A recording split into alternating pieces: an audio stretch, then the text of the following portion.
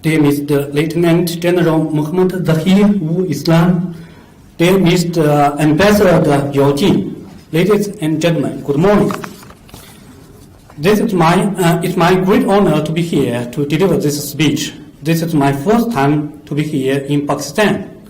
For many years, I've heard that China-Pakistani friendship has been growing higher than mountain, deeper than sea, and sweeter than honey.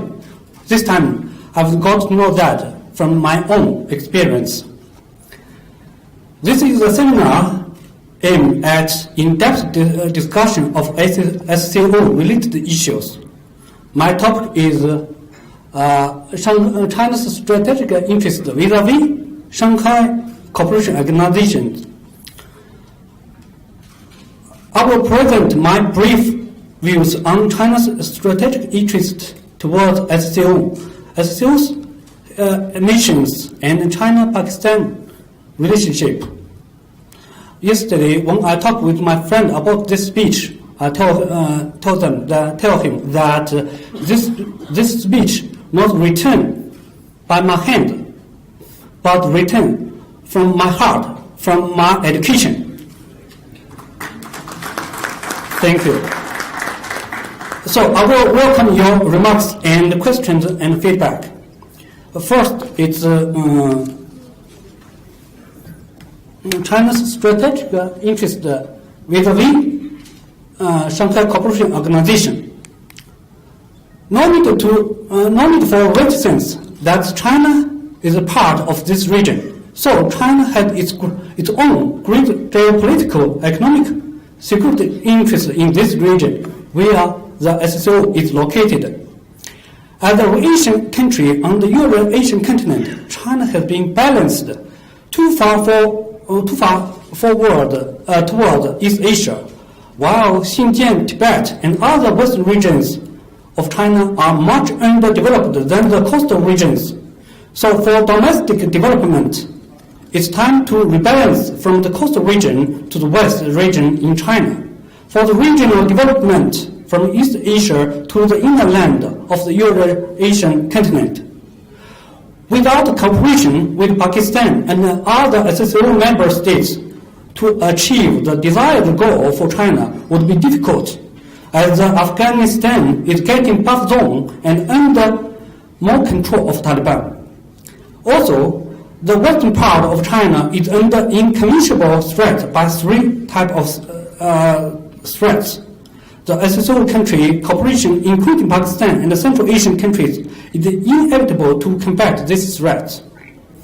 The Great Silk Road plan cannot achieve without an active contribution from Pakistan and the Central Asian countries at its great initiative of One Belt, One Road, and the China-Pakistan Economic Corridor is the foundation of this project.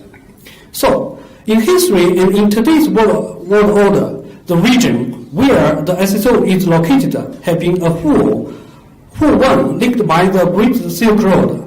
Although in history it had experienced some hard time of instability, war and border dispute. In order to solve these border issues, finally in 2001, the SSO was coined. The creation of SSO has totally changed the geopolitical landscape in this region.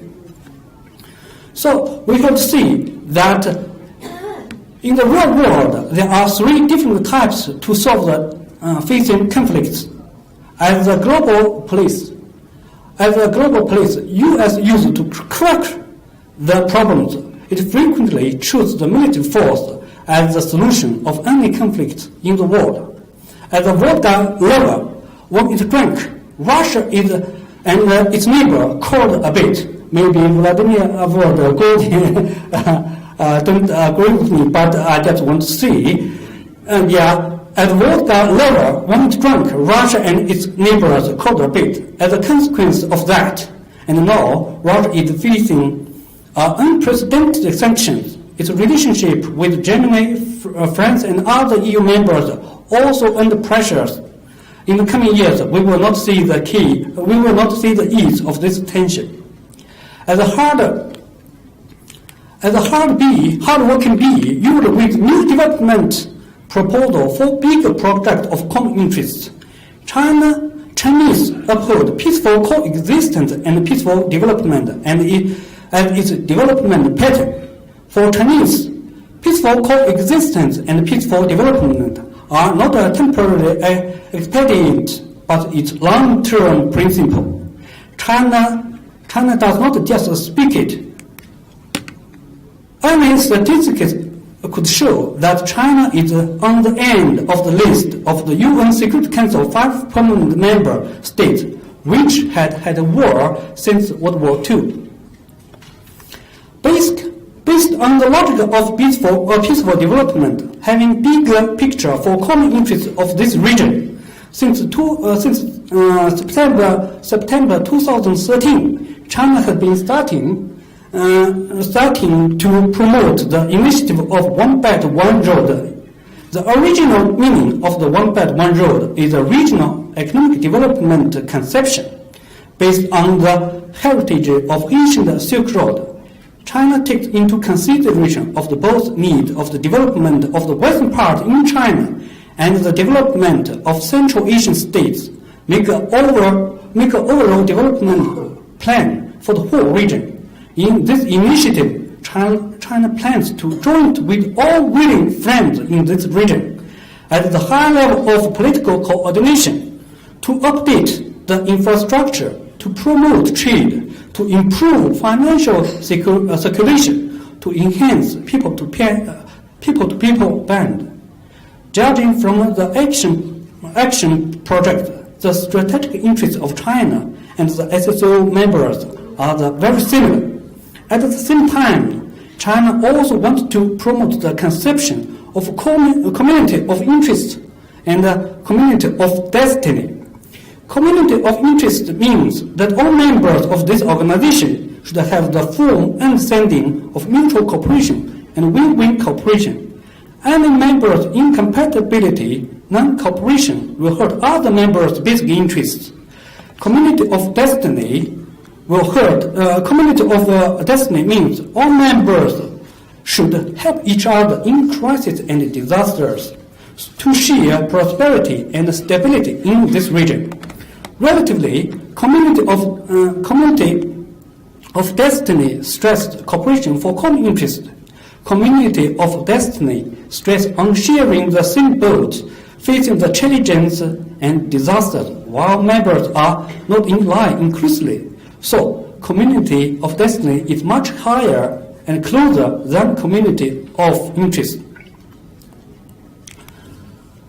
Next is SSO's historic mission. From the very creation of SSO, it has clear historic missions. Together with other members, the founding member, China and other founding members had drawn all these visions for the organization. China's strategic interests and SSO members' interests are very similar. These are enhancing the cooperation and communication among SSO members. Security issues have been becoming the common interest for all members in maintaining stability, protecting themselves from terrorism, deciding their own destiny. Also, the total population of SSO is around 1/4 of the global population. So, to some extent, the economic level of SSO represents the real level of the world economic level. Because of very different reasons, the economic situation in this region still has some problems. For example, unscientific economic structure, heavy dependence on energy and resources, decline of population, insufficient of market mechanism, etc. All members of SSO are directly or indirectly neighboring to Afghanistan. The reconstruction of Afghanistan also will be the main platform to collaborate in keeping peace and stability in this region. From its very beginning, SSO had no aims to challenge or compete with the West. But that doesn't mean that the current international orders were good enough. For a long time, the dominance in international politics had been in the hands of the West countries. The voice of this region had been ignored by the West, nor the voice of SSO representing the willingness of all members to change the unjust and unfair international orders has becoming more stronger. Joint hand, SSO member states will fight for a just world, for a fair and reasonable international order. These are the common interests which all the SSO members are facing. At the same time, these issues have become the common ground for further cooperation among SSO members. On top of that, China does believe that in the trend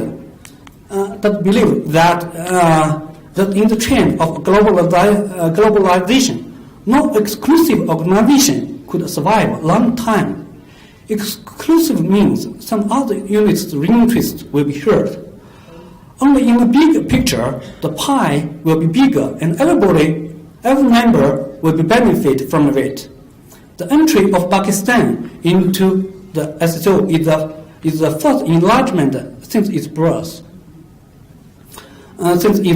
It has special meanings. For the SSO,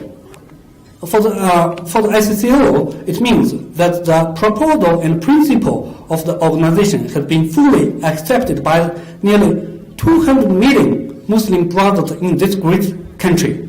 For Pakistan, it means Pakistan will be an equal member in the organization to contribute for the further development in this region.